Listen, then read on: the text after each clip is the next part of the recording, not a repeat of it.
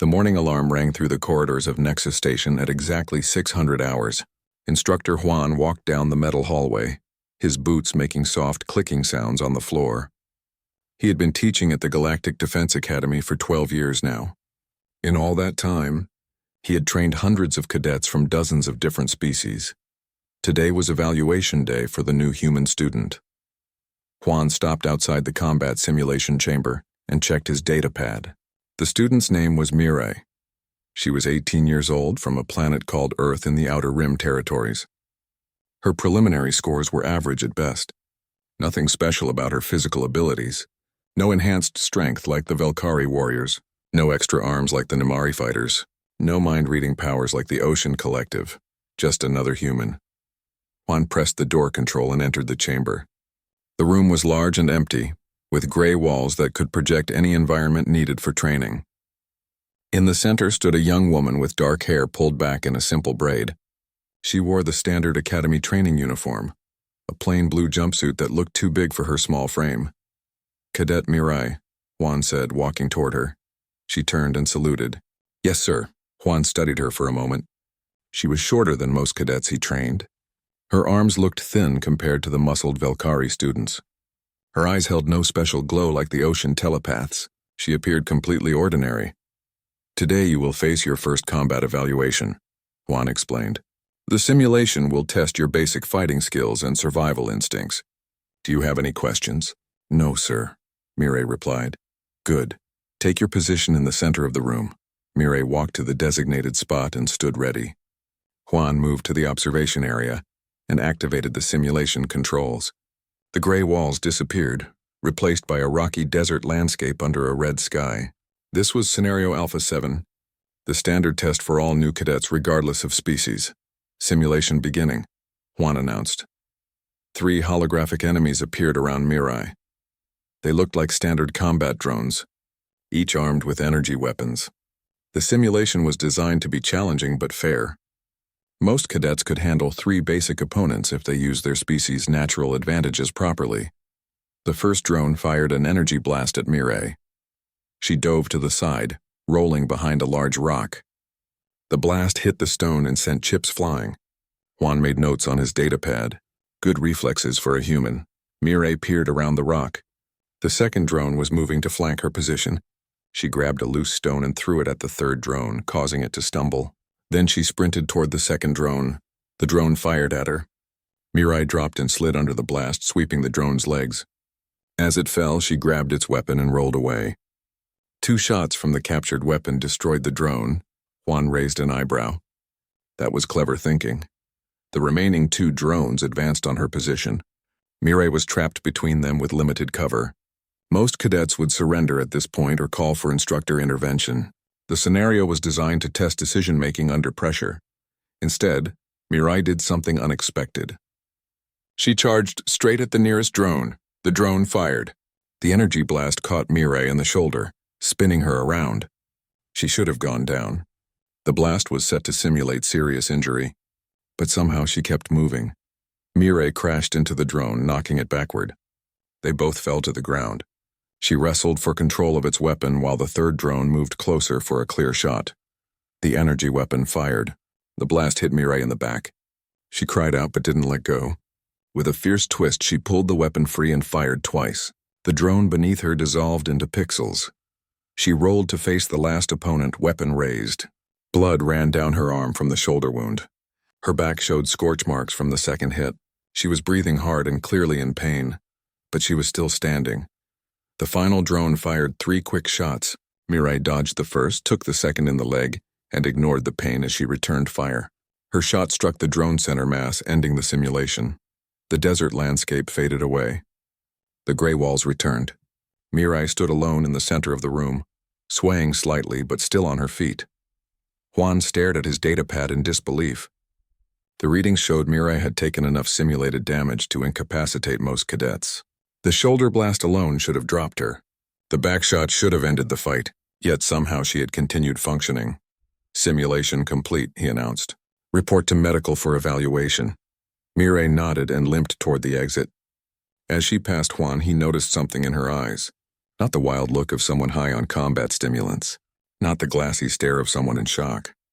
Just a quiet determination, as if getting beaten up and still winning was perfectly normal. After she left, Juan sat down at his desk and pulled up the Academy database. He searched for previous human cadet evaluations. What he found made him uncomfortable. Cadet Jinwoo from 2 years ago, standard evaluation scenario Alpha 7. Took severe hits, kept fighting, completed the mission. Final note. Subject remained functional despite injuries that would incapacitate most species. Cadet Sumi from last year. Advanced evaluation, scenario Beta 3. Faced overwhelming odds, sustained multiple wounds, refused to yield. Final note. Cadet showed remarkable persistence in the face of certain defeat. Page after page of similar reports. Human cadets taking damage that should have ended fights. Enduring pain that should have broken their will. Facing impossible odds and somehow finding a way forward. And in every single evaluation report, the same detail appeared in the final summary. Cadet remained standing at simulation end. Juan had seen Velkari warriors with their crystal armor shrug off energy blasts that would kill humans. He had watched Nimari fighters move with four-armed grace that no human could match. He had observed ocean telepaths coordinate attacks, with their minds in ways humans never could, but he had never seen any of them get knocked down and simply refuse to stay. Down Juan's communication device chirped. A message from the medical bay appeared on his screen. Cadet Mire cleared for duty. Minor injuries, full recovery expected. Remarkable pain tolerance noted. He leaned back in his chair and thought about what he had witnessed.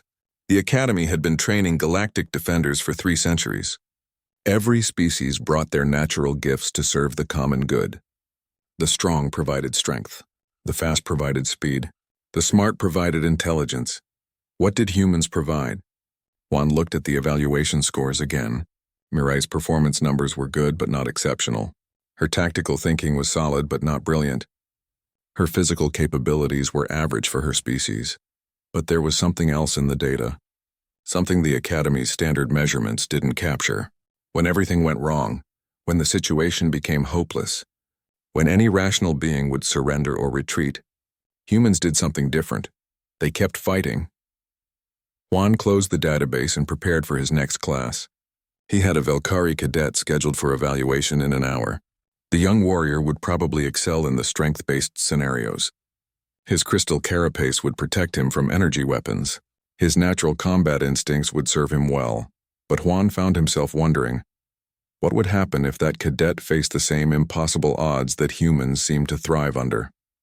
The Academy's records held the answer to that question, written in evaluation after evaluation spanning decades of training. When faced with overwhelming force, most species fought until their natural advantages failed them. Then they yielded, as any sensible being would do. Humans fought until their advantages failed them too. Then they kept fighting anyway. The final detail in every human combat report remained the same, no matter how fierce the opposition or impossible the odds. When the simulation ended, she was still standing. 3 months had passed since Mireille's first evaluation. The Academy's training schedule moved forward like clockwork, pushing cadets through increasingly difficult challenges. Each species excelled in their expected areas while struggling with their natural limitations, except the humans. Instructor Juan walked through the zero-gravity training chamber, watching the latest exercise unfold. Today's lesson focused on combat in weightless conditions, something that separated the naturally gifted from those who merely survived on determination. Cadet Jiho floated near the chamber's center, facing off against 2 senior Velkari students. The crystal-armored warriors moved through zero gravity with practiced ease. Their dense bodies and natural balance gave them significant advantages in weightless combat. Jiho spun slowly, trying to orient himself. His human body looked fragile next to the towering Velkari. No natural armor protected him from their strikes. No enhanced reflexes helped him dodge their attacks. He was outmatched in every measurable way. The first Velkari warrior launched himself forward, crystal fists aimed at Jiho's chest. The human cadet twisted awkwardly, taking a glancing blow to his ribs. The impact sent him tumbling toward the chamber wall. Instead of trying to stop himself, Jiho used the wall as a springboard. He pushed off hard, spinning back toward his opponents. The second Velkari moved to intercept, but Jiho had already changed direction again. using a ceiling grip to alter his trajectory. What followed was unlike anything in the Academy's training manuals. Jiho couldn't match the Valkyrian strength or natural grace, but he adapted to the environment in ways they didn't expect. He used every surface, every handhold, every piece of equipment in the chamber to change his movement patterns. The Valkyri grew frustrated. Their superior combat skills meant nothing when they couldn't predict where their opponent would go next. Jiho took hit after hit, his human body absorbing punishment that should have ended the fight. But somehow he kept moving, kept adapting, kept finding new angles of attack. 20 minutes into what should have been a 5-minute exercise, both Valkyri warriors were floating motionless, stunned by exhaustion and confusion. Jiho hung from a ceiling grip, breathing hard and covered in bruises, but still conscious and ready to continue. "Exercise complete," Juan announced, making notes on his datapad. Later that day, in the Academy's main training hall, another impossible scene played out. Cadet Sora faced off against Kalu, a senior Nimari student known for her lightning-fast four-armed combat style. The match should have been a quick demonstration of species superiority. Instead, it became something the Academy had never seen before. Kalu's forearms moved in perfect coordination, striking from angles that should have overwhelmed any two-armed opponent. Her natural speed gave her 3 attacks for every one that Sora could attempt. The human cadet should have been defeated in seconds, but Sora didn't fight like the training manual suggested. She ignored proper form and traditional techniques. Instead, she fought like someone who had learned combat in a place where rules didn't matter and survival was the only goal. When Kalu's upper arm struck high, Sora went low in ways that shouldn't have been possible. When the four-armed warrior used her natural reach advantage, the human somehow got inside that reach and stayed there. Sora's movements looked clumsy compared to Nimari grace, but they were effective in ways that defied explanation. The match continued far longer than anyone expected.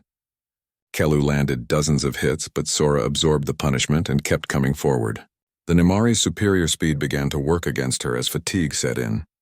Her forearms, normally an advantage, became a burden as she struggled to maintain coordination. Finally, after 30 minutes of brutal combat, both fighters stood facing each other in the center of the ring. Kalu's forearms hung at her sides, trembling with exhaustion. Sora swayed on her feet, blood running from cuts on her face and arms. Neither cadet could continue. The match was called a draw. In the Academy's 300-year history, no first-year cadet had ever fought a senior student to a draw, especially not a human cadet against a species with clear physical advantages. Commander Tyke sat in his office that evening, reviewing the day's training reports. As the Academy's human liaison, he received copies of all evaluations involving his species. What he read in those reports troubled him deeply. The pattern was becoming impossible to ignore. Human cadets consistently performed beyond their expected capabilities. They didn't win through superior strength or speed or natural gifts. They won through something else entirely. Tyke pulled up the Academy database and began searching through decades of human performance records. What he found confirmed his worst fears. Cadet after cadet, year after year, the same impossible pattern repeated itself. Humans took damage that should have stopped them and kept fighting. They faced odds that should have broken their will and found ways to continue. They endured punishment that would have sent other species to the medical bay and somehow remained functional. The reports all contained similar language. Subject showed unusual pain, tolerance. Cadet demonstrated remarkable persistence under adverse conditions. Student continued fighting despite injuries that would incapacitate most species. And in every single evaluation, the same detail appeared. When the exercise ended, the human cadet was still standing. Tyke understood something that the Academy's other instructors didn't. He knew where humans came from. He knew what kind of planet had forged his species over millions of years of evolution. Earth wasn't like the stable worlds that had produced the Valkyri or Nimari or Ocean. It was a planet that had tried to kill humans at every opportunity. Ice ages that lasted thousands of years. Volcanic eruptions that blocked out the sun. Predators with claws and teeth designed for killing. Diseases that swept through populations like wildfire. Other species had evolved on worlds that rewarded their natural gifts. The Valkyri developed crystal armor because their planet's environment allowed it. The Nimari grew forearms because their world made such adaptation advantageous. The ocean gained telepathic abilities because their stable society supported mental evolution. Humans had evolved on a world that rewarded only one trait: the absolute refusal to give up. It was written into their genetic code, burned into neural pathways by millions of years of barely surviving the unsurvivable. When everything went wrong, when death seemed certain, when any rational being would surrender, humans did what their ancestors had done for countless generations. They kept going. Tyke closed the database and stared out his office window at the stars beyond the station. The Academy prided itself on training the galaxy's best defenders by recognizing and developing each species' natural advantages.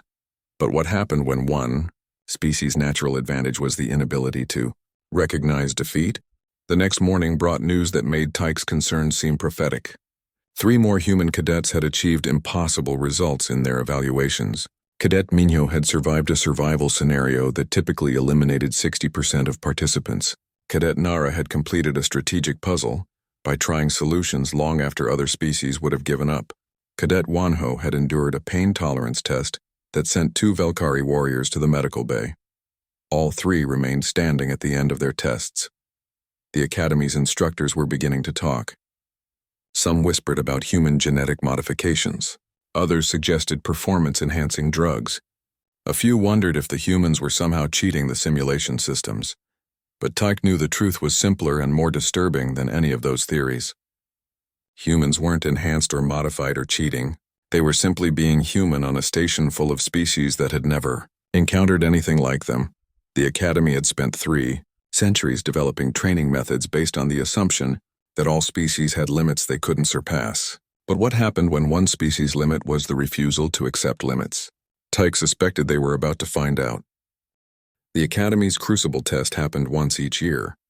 It was a week-long trial that pushed cadets beyond their breaking points. 30 cadets entered the test from all species. Usually only 20 emerged as graduates. This year, Mirai stood among the chosen 30. She looked around the preparation chamber at her fellow candidates.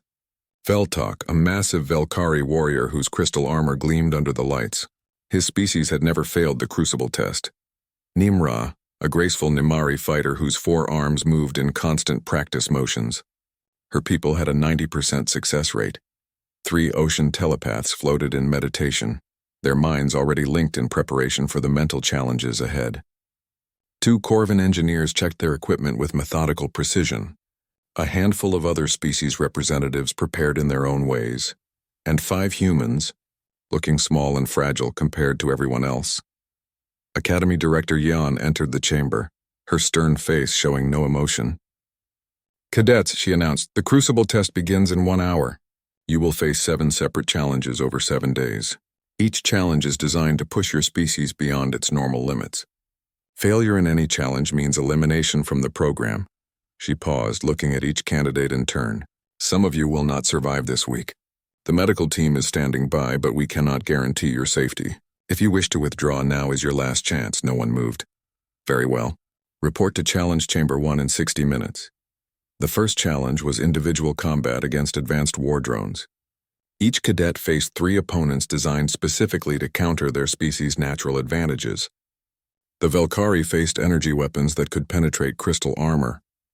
The Nimari encountered drones that could match their speed and coordination. Humans faced drones, programmed with every weakness their species possessed. Mirai entered her combat chamber and immediately understood the problem. The 3 drones waiting for her moved with mechanical precision. They knew she was slower than Nimari, weaker than Velkari, less coordinated than Ocean.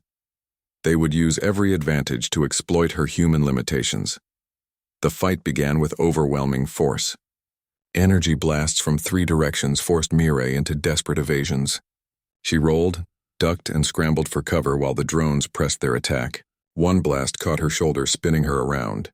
Another grazed her leg, making her stumble. Most cadets would have fallen by now. The drones were designed to end fights quickly against human physiology. But Mirai did something the programming didn't expect. She adapted. Instead of trying to match the drones' superior capabilities, she used their precision against them. She made herself unpredictable, changing direction at random intervals, using damaged equipment as shields, turning the chamber itself into a weapon. When one drone cornered her, she grabbed a piece of debris and threw it, not at the drone, but at the chamber's emergency lighting system. The room plunged into darkness. In the blackness, human night vision proved superior to mechanical sensors. Mirai struck from angles the drones couldn't calculate, using sound and movement to confuse their targeting systems. 20 minutes later, 3 destroyed drones lay scattered around the chamber. Mirai limped out, bleeding from multiple wounds, but still functional. The elimination board showed the first day's results. 8 cadets had failed, including Veltok. His crystal armor had protected him from damage, but when the drones adapted to penetrate his defenses, he had no backup plan. Once his natural advantage failed, he couldn't continue. All 5 humans had passed. Day 2 brought survival scenarios. Each cadet was dropped into a hostile environment, tailored to challenge their species' adaptation abilities. Desert worlds for those evolved in comfort, frozen planets for warm climate species, toxic atmospheres for those accustomed to clean air. Jiho found himself on a world where gravity was 3 times Earth normal. The crushing force should have made movement impossible for someone from a standard gravity planet. Most species would have been pinned helpless within minutes. Instead, Jiho crawled when he couldn't walk. He used tools when his body failed. He found ways to move by rolling, sliding, and dragging himself across the landscape. The high-gravity world became just another problem to solve rather than an impossible barrier. He completed the survival course in 18 hours. The previous record for that scenario was 36 hours, set by a Corvin whose species naturally evolved in high gravity. Day 3 eliminated 6 more cadets. Day 4 claimed another 5. By the end of the 5th day, only 8 candidates remained from the original 30. 5 of them were human. The Academy instructors watched the elimination boards with growing confusion. Species that had dominated the Crucible test for generations were falling, while humans continued advancing. The Nimari representative demanded investigation into possible cheating. The Ocean Collective suggested the humans were using unknown technology, but the monitoring systems showed nothing unusual. The humans weren't stronger or faster or smarter than expected. They were just harder to stop. Day 6 brought the test everyone feared most, the Kepler 442 scenario. It was a recreation of the most famous defeat in galactic history, a small defense force facing overwhelming invasion odds with no hope of victory. The scenario was designed to test how cadets handled inevitable defeat. Every previous winner had shown tactical brilliance in delaying the inevitable while evacuating civilians. Success was measured by how long you could hold the line before surrendering. No cadet in Academy history had ever tried to actually win the scenario. Mirai entered the command simulation as fleet commander. 40 enemy ships approached her position. She had 8 defenders, all damaged from previous engagements. Every tactical analysis showed the situation was hopeless. The battle began with devastating enemy fire. Mirai's flagship took multiple hits and lost half its weapons. 2 escort ships were destroyed in the opening minutes. The rational response was to begin evacuation procedures while buying time for the civilian transports. Instead, Mirai did something that broke 3 centuries of Academy precedent. She ordered all ships to attack. Her remaining vessels charged into the enemy fleet with suicidal determination. When the flagship's weapons failed, she rammed it into an enemy cruiser. When escort ships were crippled, she had their crews transfer to anything that could still fly. The simulation threw every obstacle it possessed at her fleet. Overwhelming numbers, superior firepower, tactical disadvantages that should have ended the fight in minutes. But Mirai's forces adapted to each new challenge, finding ways to continue fighting long after any reasonable commander would have surrendered. Hours passed. The enemy fleet, designed to be invincible, began taking unexpected losses, not through superior tactics or hidden advantages, but through sheer persistence that the programming couldn't predict or counter. When the simulation finally ended, Mirai's forces had achieved something the Academy considered impossible. They had won. The command chamber fell silent as the victory music played. Mirai sat in her commander's chair, staring at screens showing the destroyed enemy fleet. Her simulated forces were devastated, barely functional, held together by determination and improvised repairs. But they were still flying. Academy Director Yeon stood in the observation room, watching the impossible results scroll across her screens. In 300 years of testing, no cadet had ever achieved victory in the Kepler 442 scenario. The simulation wasn't designed to be winnable, except that humans, apparently, didn't accept the concept of unwinnable scenarios. The final elimination board showed the results that would change the Academy forever. Of the original 30 cadets, only 5 had completed all 7 challenges of the Crucible test. All 5 were human. For the first time in the institution's history, no non-human cadet had survived the full test. The species that had dominated galactic defense training for centuries had been eliminated by challenges that humans somehow passed. The Academy faced a crisis that would reshape everything they thought they knew about combat, endurance, and the will to fight. But that crisis would have to wait, because every human cadet who completed the Crucible carried the same notation in their final evaluation report. Candidate remained standing at test conclusion despite all elimination protocols. The Academy's council chamber had never seen such chaos. Representatives from 12 species shouted accusations across the curved meeting table, while Academy Director Yeon struggled to maintain order. The Crucible test results had shattered 3 centuries of established training doctrine. "This is impossible," declared Ambassador Velkoth, the Velkari representative. His crystal armor caught the chamber's lights as he gestured angrily. 5 humans cannot complete a test that eliminated our finest warriors. There must be genetic tampering or technological enhancement, added Nimsula, speaking for the Nimari delegation. Her 4 arms moved in agitated patterns as she spoke. "Perhaps implants too advanced for our sensors to detect." The Ocean Collective representative, a being called Osh Prime, floated silently for a moment before responding. When oceans spoke, their telepathic nature made their words seem to come from everywhere at once. "We have examined the humans mentally. No technological interference detected, no genetic modifications beyond normal human variation, yet they achieve impossible results." Dr. Bora entered the chamber carrying a thick data pad. As the Academy's chief xenobiologist, she had spent weeks analyzing human physiology and performance records. Her findings would either explain the mystery or deepen it further. "Director Yeon," she said, "I have completed my investigation into human evolutionary background." The chamber fell quiet. Every species representative leaned forward to hear her report. "What I found," Dr. Bora continued, "challenges everything we understand about species development and combat capability." She activated the chamber's main display screen. An image of a blue-green planet appeared, rotating slowly under a yellow star. "This is Earth, the human homeworld. At first glance, it appears unremarkable.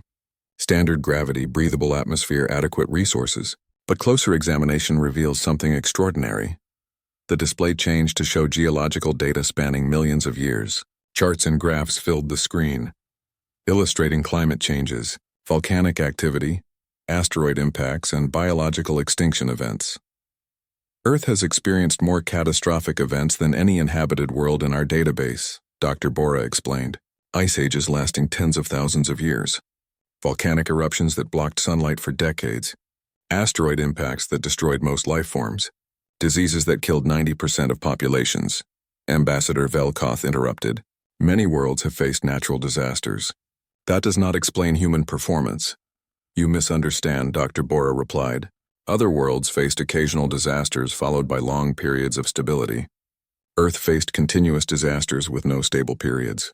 For millions of years, humans survived not 1 or 2 catastrophes, but thousands of them." She changed the display again.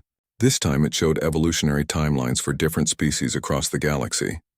The Velkari evolved on a world with abundant resources and few predators. Your crystal armor developed because your planet's environment made such protection beneficial. The Nimari evolved on a world where speed and coordination provided advantages in hunting and gathering. Your forearms developed because they were useful, not because they were necessary for survival. The display focused on human evolutionary development. Unlike other species' steady progression, the human timeline showed dramatic changes and adaptations occurring in rapid succession. Humans evolved on a world that actively tried to kill them. Every adaptation was a response to immediate survival pressure. But the key difference is this. While other species evolved specific advantages for specific challenges, humans evolved one universal advantage. Which is what? Nimsula demanded. Dr. Bora highlighted a section of brain imaging data comparing different species' neural structures. The refusal to accept defeat. Human neural pathways fire differently under stress than any other known species. When faced with impossible odds, most beings experience despair, resignation, or rational acceptance of failure. Humans experience something else entirely. She showed brain scans of humans during combat simulations. The patterns were unlike anything in the xenobiology database. Humans in crisis situations show increased activity in areas associated with problem-solving, adaptation, and persistent behavior. The worse the situation becomes, the more active these regions become. It appears that hopelessness actually makes humans more dangerous, not less. The chamber erupted in discussion. Several species representatives demanded additional testing.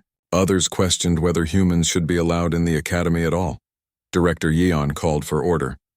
Dr. Bora, are you saying that humans are genetically programmed to ignore defeat? More than that, the scientist replied. I believe humans are incapable of recognizing true defeat. Their evolutionary programming treats every setback as a temporary problem to be solved. Where other species see impossible odds, humans see difficult puzzles. She switched the display to show academy training records spanning the past 50 years. Look at the pattern. When Valkyrie cadets face scenarios that neutralize their armor, they struggle because their primary advantage is gone. When Nimari encounter situations where speed is useless, they often fail because they lack backup strategies. Every species in our database has predictable breaking points. The human data showed no such pattern. Performance remained consistent across all scenario types, regardless of the challenges faced. Humans don't have breaking points in the traditional sense, Dr. Bora concluded. They have adaptation points. The more pressure applied, the more creative their responses become. Commander Take, who had been silent throughout the meeting, finally spoke. This explains the Academy's dilemma, but it creates a larger problem. If humans possess this trait naturally, how do we train other species to match it? The question hung in the air like a challenge.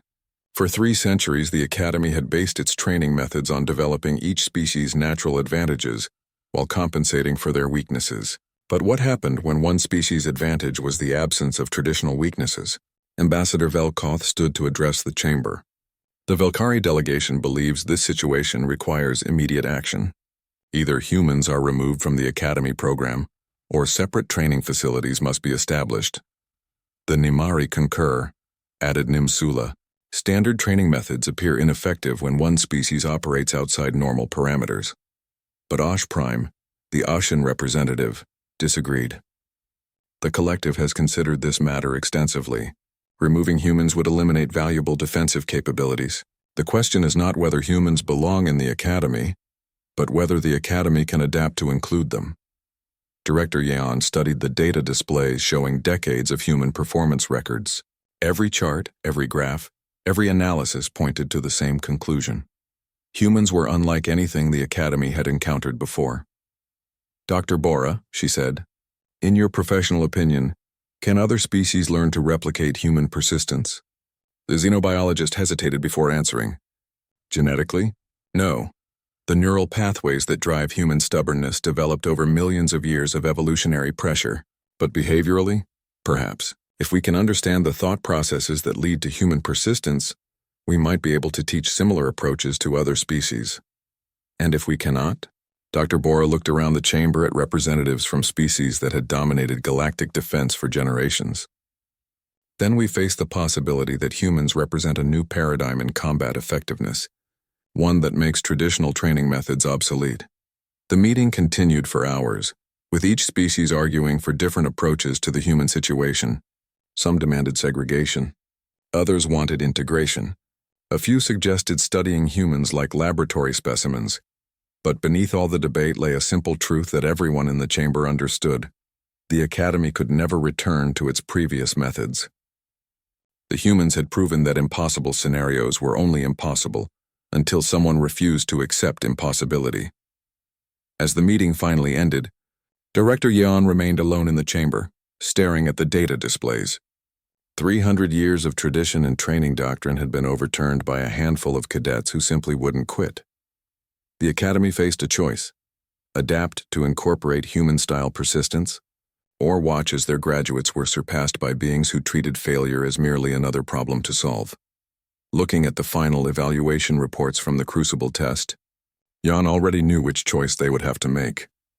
Because every human report contained the same detail that now seemed to define effective military training. When everything went wrong, when defeat seemed certain, when any rational being would surrender, they were still standing. The long-range sensors detected them first. 37 ships moving in perfect formation toward Nexus Station. The sensor operator, a young Corvan named Beck Tool, stared at his screens in disbelief before hitting the emergency alert button. Unknown fleet approaching, bearing 27 Mark IV. Classification: hostile. Throughout the academy, alarm bells rang for the first time in 50 years. Students and instructors rushed to combat stations while the command staff tried to understand what they were facing. Commander Tyke reached the command center first, still pulling on his uniform jacket. "Report," he ordered. 37 vessels, unknown configuration, replied Captain Yura, the Academy's senior tactical officer. "Energy signatures match nothing in our database. They're not responding to communication attempts." Director Yeon arrived moments later, her face grim. "Analysis? Based on ship size and energy output, we're looking at a battle fleet," Captain Yura explained. "Their approach vector suggests aggressive intent." Tyke studied the tactical display. The Academy had 12 ships available, 8 training vessels and 4 light cruisers designed for patrol duties. Against 37 unknown warships, the odds were impossible. "Send a priority message to Fleet Command," Jan ordered. "Request immediate reinforcement." "Already tried, Director. The nearest battle group is 6 days away." The command center fell silent as everyone processed the implications. The Academy would have to face this threat alone, with training ships and cadet crews. "What's our defensive capability?" Tyke asked. Captain Yura consulted her tactical boards. "Minimal. The training vessels have light weapons only. The cruisers can handle pirates or raiders, but not a full battle fleet." Through the command center's main viewer, they could see the approaching ships growing larger as they closed distance. Sleek vessels with aggressive lines and weapon ports that looked designed for one purpose: destroying everything in their path. "Director," called the communications officer. "We're receiving a transmission." On screen, the viewer shifted to show a being unlike any in the Academy database. Tall and thin with metallic skin that reflected the bridge lights. Its eyes were solid black, showing no emotion as it spoke. "I am War Commander Sekdal of the Davari Empire. This system now belongs to us. Surrender your vessels and prepare for occupation."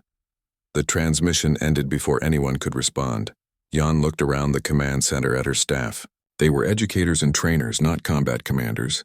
Most had never faced real battle conditions. "Options?" she asked.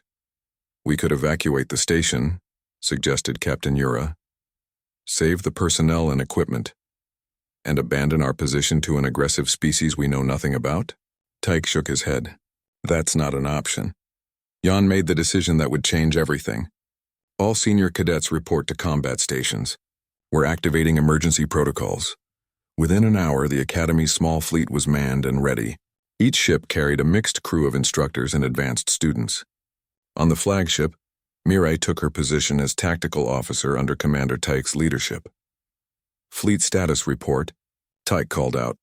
"All ships report ready," came the reply from the communication station.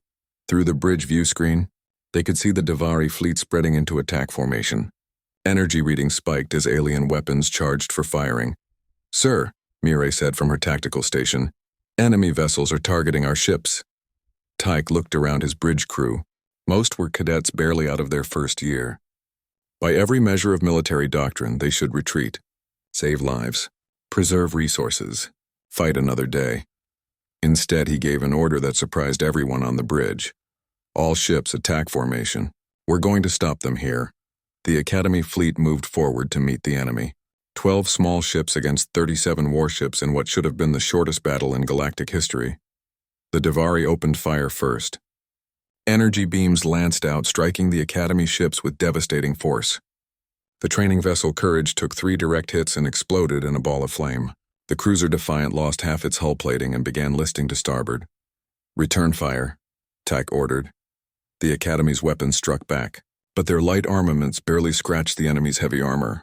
This was going to be a slaughter, except something unexpected happened. As the Academy ships took damage, they didn't break formation or retreat. Instead, they adapted. When the Courage was destroyed, its surviving crew transferred to the nearest ship. When the Defiant was crippled, it rammed the closest enemy vessel. Mireille coordinated the fleet's response from her tactical station, but what she was doing wasn't in any Academy training manual. She was applying human persistence to fleet combat, treating each setback as merely another problem to solve.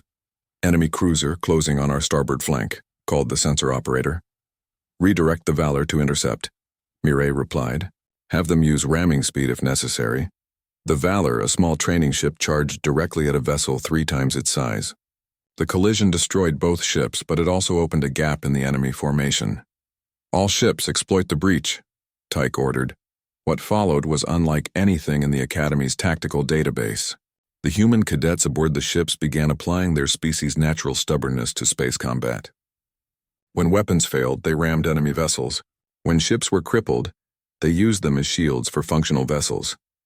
The alien crews scattered throughout the Academy fleet found themselves caught up in the humans' refusal to accept defeat. Velkari cadets pushed their crystal armor beyond safe limits. Nimari students coordinated attacks with precision that exceeded their species' normal capabilities. Ocean telepaths maintained mental links despite enemy jamming that should have shattered their concentration. The battle that followed lasted 3 hours instead of the expected 3 minutes. The Academy fleet, through sheer determination and adaptation under pressure, began achieving the impossible. They were winning, not through superior firepower or brilliant tactics, but through absolute refusal to be defeated. Every time the Davari thought they had gained the advantage, the Academy ships found new ways to continue fighting. When the Academy flagship took critical damage and lost main power, the crew transferred operations to auxiliary systems and kept fighting. When the cruiser Intrepid's weapons were destroyed, it began using its cargo bay as a missile launcher, firing maintenance pods filled with explosives at enemy ships. The Davari, who had never encountered resistance like this, began making mistakes. Their formation broke apart as they tried to deal with Academy ships that refused to die when they should have been destroyed. Mireille watched her tactical displays as the impossible became reality. The Academy's inferior force was actually driving back a superior enemy through nothing more than stubborn refusal to quit. "Sir," she reported to Commander Tyke, "enemy flagship is signaling retreat." Through the bridge view screen, they watched as the surviving Davari ships turned and fled the system. Of their original 37 vessels, only 19 remained functional. The rest had been destroyed or crippled by an Academy fleet that should never have lasted 10 minutes against them. "Fleet status?" Tyke asked. 3 ships remaining, all heavily damaged," came the reply. "But we're still operational." Tyke looked around his bridge at the cadet crew that had just achieved the impossible. They were bloodied, exhausted, and barely able to keep their stations functional, but they were still standing. In the aftermath of the battle, as rescue ships arrived to collect survivors and analyze the wreckage, one detail appeared in every combat report filed that day. Regardless of species, regardless of training level, regardless of the impossible odds they had faced, the Academy crews had maintained operational status throughout the engagement. The Davari war commander would later tell his superiors that the Academy defenders had fought like beings possessed, continuing combat long after any rational force would have surrendered. He recommended avoiding human space entirely, but the Academy knew the truth. They hadn't won through possession or madness or technological advantage. They had won because the humans in their fleet had taught everyone else something that couldn't be found in any training manual. Sometimes the only way to win an impossible fight is to refuse to accept that it's impossible. 1 year later, the Academy looked nothing like it had before the Davari attack.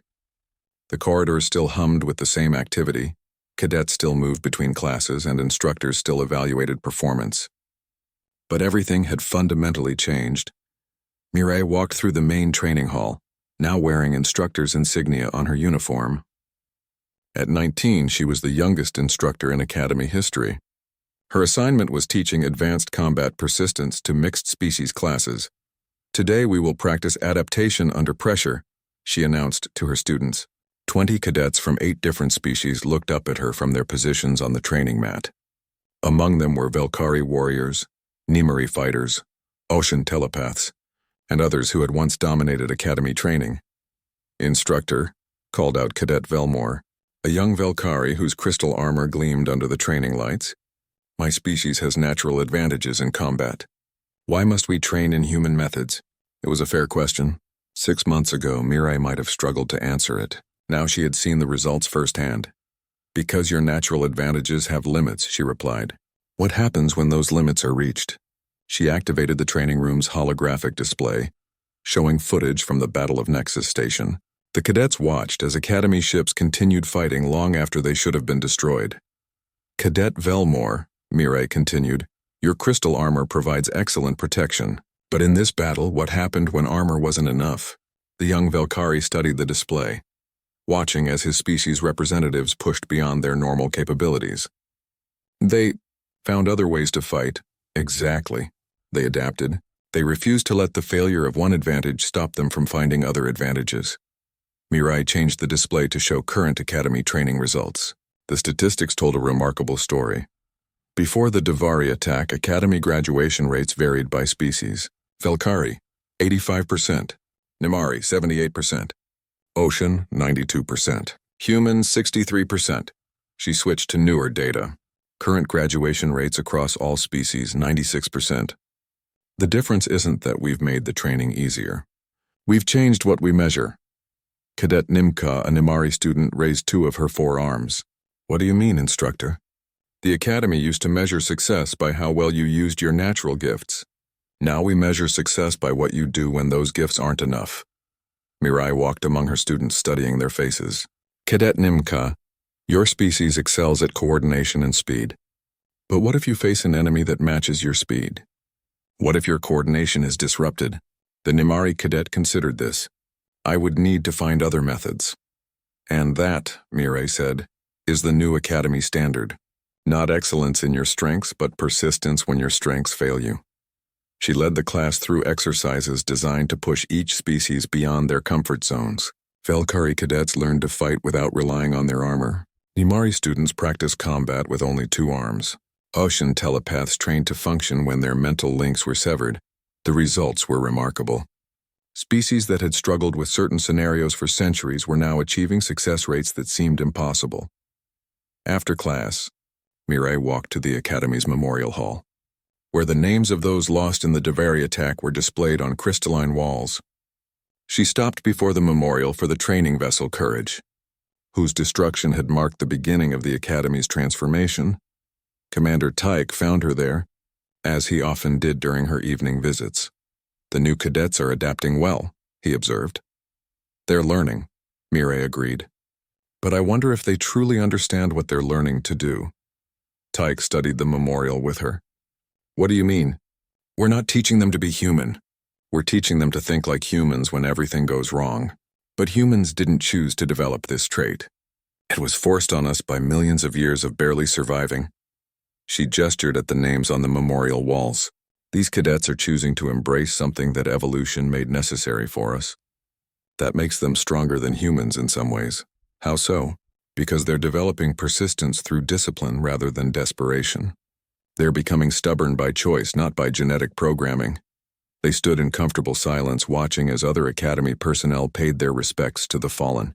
The Memorial Hall had become a gathering place for all species, a reminder of what could be achieved when natural limitations were overcome through determination. The Academy received communication from Fleet Command today, Take said eventually. They want to implement our training methods across all military academies in the galaxy. Mirai wasn't surprised. Word of the Academy's transformation had spread throughout galactic space. Military commanders everywhere wanted to understand how a training facility had produced graduates capable of defeating a superior enemy force. What did Director Yeon tell them? That they're welcome to try. But she warned them that our methods only work if cadets are willing to embrace the possibility of failure as a learning experience, rather than an ending. They walked together toward the Academy's main observation deck, where large windows provided a view of the space around Nexus Station. Ships moved in regular patterns, some bringing new cadets, others carrying graduates to their assignments throughout the galaxy. I received my next assignment today, Mirai said as they reached the observation deck. Where are they sending you? The frontier colonies. They want someone to establish training programs for local defense forces. Apparently, the Outer Rim worlds are facing increased hostile contact. Tyke nodded.